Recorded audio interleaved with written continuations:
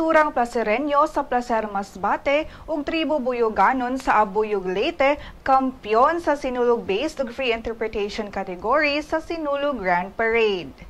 Sa Sinulog-based category, second place ang Sinanduloy Cultural Troupe sa Tangub City, third place ang Carcar City Division, fourth place ang Tuburan National High School ug fifth place ang Talisay City Central School.